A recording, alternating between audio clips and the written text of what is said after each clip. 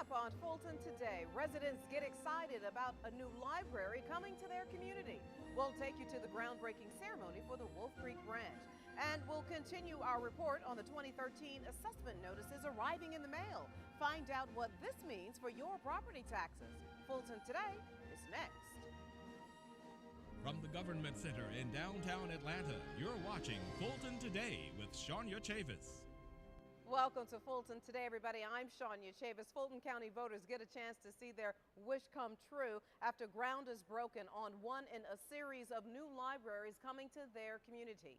Now, voters overwhelmingly passed a referendum some years ago, and now that yes vote is becoming reality. FGTV's Annalise Baker was at the groundbreaking ceremony for the Wolf Creek branch. Annalise?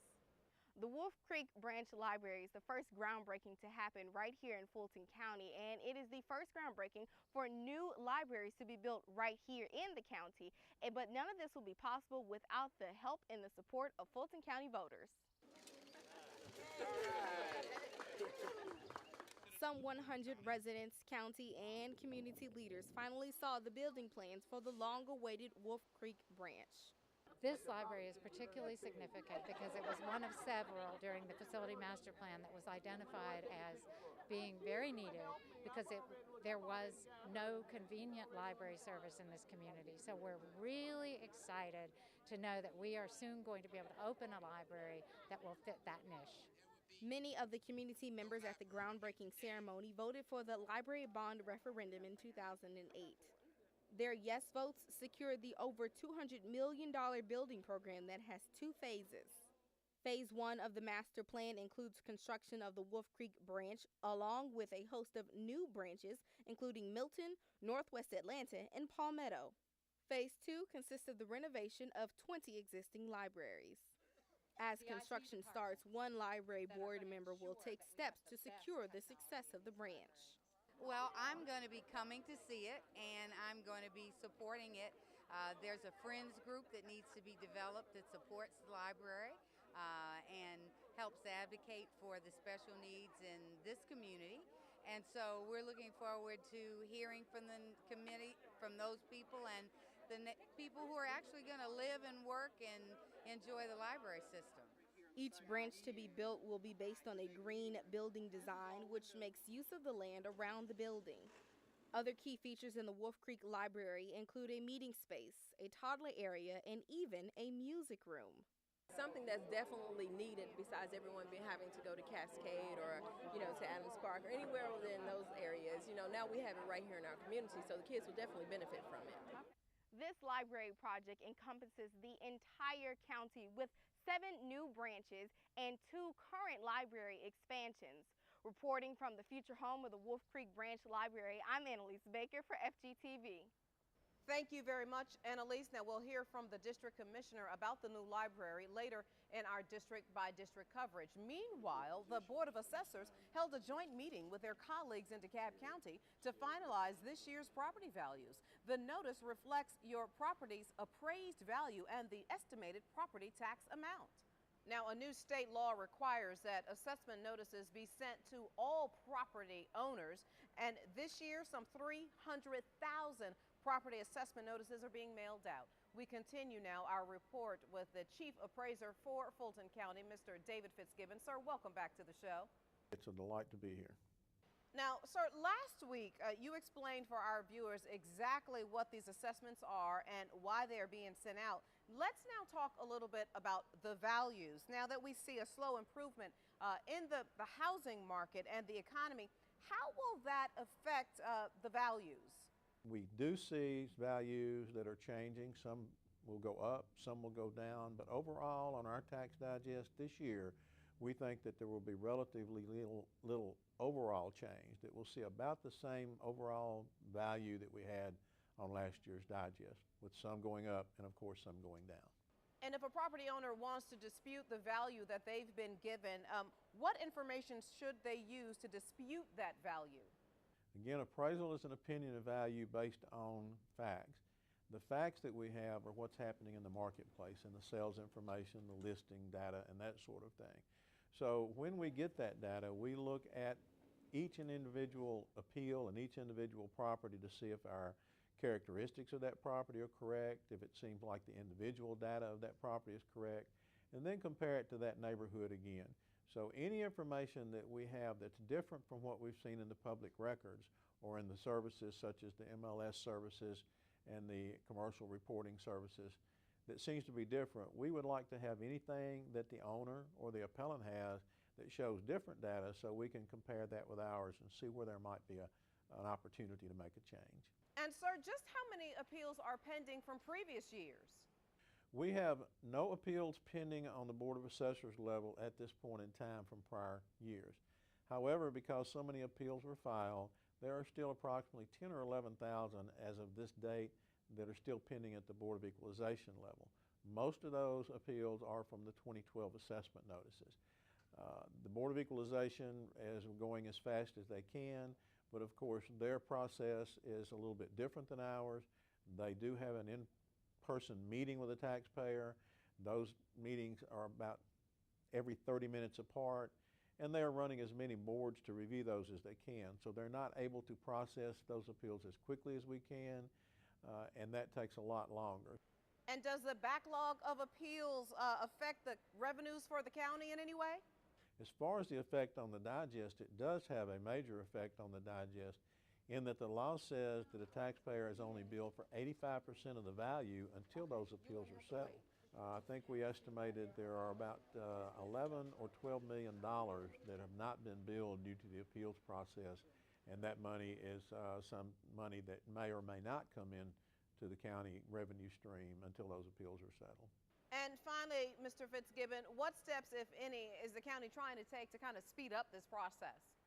That's a great question. The major thing that we're trying to do is to get people to file online.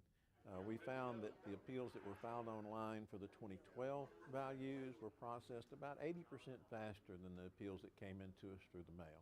All right, David Fitzgibbon, the county's chief appraiser. Great information, sir. Thank you so much for your time. Thank you for having me on the program. If you have questions about your assessment notice, you can log on to the assessor's website at fultonassessor.org, or you can call 404-612-6440 and ask for Dwayne Pickney. Hope and Inspiration were the special themes for a special luncheon for women trying to keep their families together. The Office of Emergency and Transitional Housing celebrated women living in supportive housing programs right here in the county. 8 successful women, including actress-singer Melba Moore and CNN contributor Christy Paul, offered advice on overcoming all odds. Your attitude very often will get you through very, very difficult times if you don't get too far down in the dumps and stay there. So if you fall down, get back up. There are currently 197 females and their families living in supportive housing programs in the county. The average age is 27 years old. If you'd like more information about the program, you can contact the Housing and Human Services Office. Fulton County Citizen University students see just how the county's first responders get the job done. Fulton County Fire Chief Larry Few welcomed the students to the department's newest facility, Station Number 11 along Fulton Industrial Boulevard. The group got an up-close look at the department's newest arsenal, the hazmat truck, and the decon truck.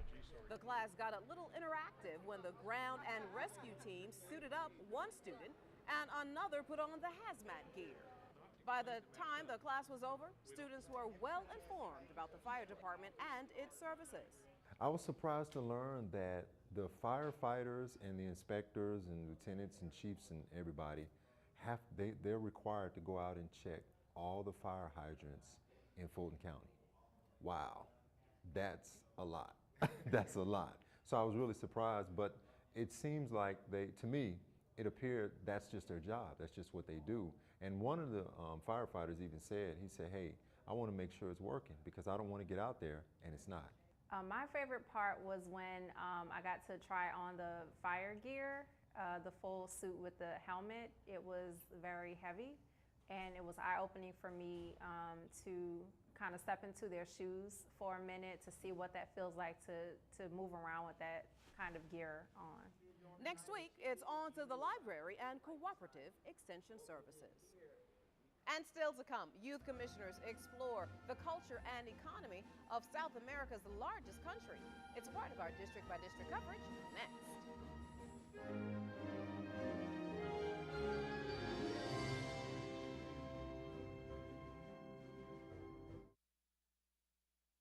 You're watching Fulton Today. Residents get important information about health and human services in the county, and students travel abroad with a county leader. Here's this week's district-by-district coverage. We begin in District 1 with the Global Youth Leadership Ambassadors' trip to Brazil. 22 Fulton County students explored the global economy on a 10-day trip to the South American country.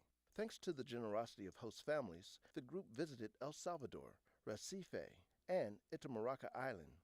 One parent said the youth leadership program has helped with her teen's development. She's sent me text messages saying, "Mom, this is beautiful. This is amazing. I'm learning so much." She says, "I'm speaking Portuguese." So, which is part of the, the classes that they take to prepare them for the international travel. The youth ambassadors also visited the Steve Biko Cultural Institute that helps black students study for the university's entrance exam. The Global Youth Leadership Program was created in 2008 by Chairman John Eves. It is open to Fulton County High School students who are at least in their second year. For more information on how to apply, call 404-613-1020. In District 5, Harry G. Darnell Senior Multipurpose Facility participants remember historic moments of the Civil Rights Movement. As a part of Older Americans Month in May, seniors were glued to a presentation about the Voting Rights Act of 1965. That law is a landmark piece of legislation in the United States that outlawed discriminatory voting practices that had been responsible for widespread disenfranchisement of African Americans in the United States. Legislation that many at the Darnell facility remember quite well. The program today meant a lot to me because it's reiterating what we went through back in the 60s, and we need more our seniors to understand what the strive was to get us to where we are today.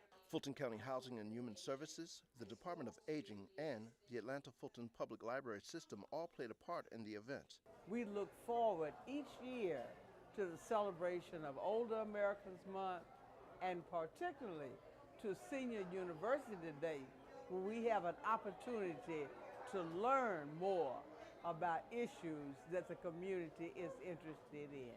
Older Americans Month is just one of many events celebrated at the Darnell facility. To get a look at their weekly activities, visit the county's website or call the facility. District 6 Commissioner Joan Garner hosts an informational meeting at the Oak Hill Child, Adolescent, and Family Center. Those in attendance got an update on the recently renovated facility and the county's health and human services programs available at Oak Hill.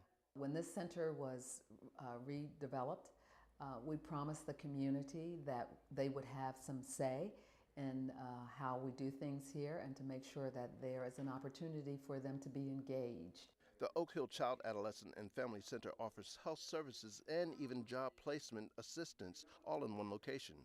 Oak Hill is located at 2805 Metropolitan Parkway. The phone number is 404-612-4111. And finally, in District 7, more on the Wolf Creek Library groundbreaking. Commissioner William Bill Edwards joins dozens of community supporters for the official kickoff for the start of construction phase of the 25,000 square foot facility. Wolf Creek will be the first library ever in this portion of South Fulton County. The library that they've designed it works well into the environment, and we're just excited that we're the first of all the libraries to really get going and make a difference in our community. The Wolf Creek Multi-Use Trail is also under construction in the District 7 community. The trail will connect the Wolf Creek Amphitheater to the new Wolf Creek Library building on Enon Road. It will be used for jogging and biking. This is a very good site. It fits into our master plan for Wolf Creek, which includes recreational fields like soccer fields. We're about to do a mile worth of walking trail very soon. We got the design already, so we're now getting in the person who's going to do it. So it fits in the scheme of what we want to do. Construction partners anticipate the grand opening for Wolf Creek to be in the fall of 2014. With this week's district by district coverage, I'm Darrell Peak. Thank you very much. Now you can catch more of your commissioners at work all this week with the rebroadcast of the Board of Commissioners meeting right here on FGTV. And when we come back, keeping your food healthy and fresh, we'll explain. Stay with us.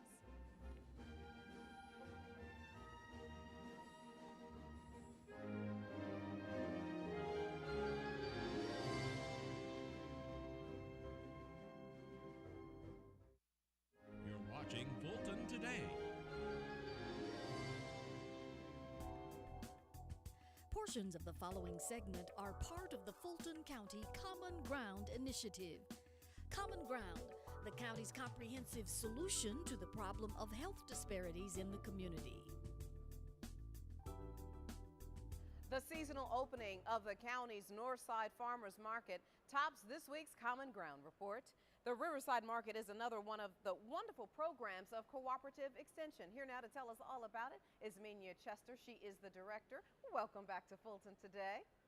Hi, Shania. I am so excited to be here to talk about Cooperative Extension's Riverside Farmers Market. Well, tell us a little bit about some of the new vendors.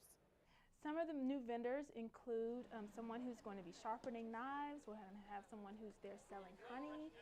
We'll have someone selling eco-friendly clothing. We'll have so many wonderful new vendors there for everybody to enjoy. And who will be there to help some of the visitors who may want to start their own garden? We have Cooperative Extension agents and Extension Master Garden volunteers who will be able to answer questions about gardening or issues that you may have with some of your trees in your yard or just your lawn care questions. All right, and this is the 4th season, but remind everybody where the Riverside Market is located and the business hours. The Riverside Farmers Market is located in the city of Roswell in the city square. It's in downtown Roswell, and the hours are 8 a.m. to 12 p.m. So make sure you get there on time between those hours because we will be closing promptly at 12 p.m. If you have any other questions about Cooperative Extension, please feel free to give us a call at 404-332-2400.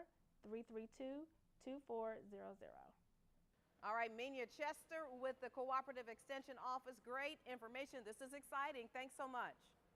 Thank you so much for having me, and I look forward to seeing everybody at the Riverside Farmers Market. Now, again, the Riverside Farmers Market, located in the parking lot of the Roswell City Hall, is open Saturdays from 8 a.m. to 12 noon through September. You can contact the Cooperative Extension Office if you have any questions. Fulton County takes steps to help its workforce become healthier. This year's 7-week Healthiest Loser competition is now over, and the participants are weighing in. Well, since the beginning of this program, I have seen more muscular build. It started to develop, and I'm excited about the direction that I'm headed in. The difference that I have noticed more is stamina, energy, and I'm motivated to come to work because I know I'm going to get my workout in. Last year, 1,000 employees literally lost a ton of weight, 2,288 pounds. This year, the Employee Wellness Committee has prizes not just for those who lose the most weight, but also for those who keep it off for at least 6 months. The importance of fitness in the workplace is for the employees to look better, feel better, and to live longer. The county's efforts to provide an on-site gym, fitness classes, and events and health screenings for employees earned Fulton an Atlanta Business Chronicle newspaper award this year. Fulton County was named the 2nd healthiest employer in the metro area among companies with over 500 employees. We'll have the results from the Healthiest Loser competition in the coming weeks. Individual departments also share in the efforts to promote good health. In recognition of May as Family Wellness Month, the Superior Court Clerk's Office brought health screenings to the courthouse. We have health educators from a wide range of organizations today to give free health screenings for diabetes, blood pressure, lung and asthma screenings as well. Now, this woman is blowing into a peak flow meter. The test lets you know if your air passages are constricted, which could signal asthma. County first responders also took advantage of the screenings. Deputy Clerk Hudspeth says educate the employee and the whole family benefits. Our goal for the employees is to make better choices, to encourage their families to make better choices as it relates to eating healthier, exercising, and pretty much retaining the information that's been shared today so they can incorporate it into their family lives. The Fulton Health Services Department invites you to bring your health questions and concerns to any of our 8 clinics. The main number and web address are right there on your screen. And still to come, helping children enjoy their summer vacations. Stay with us.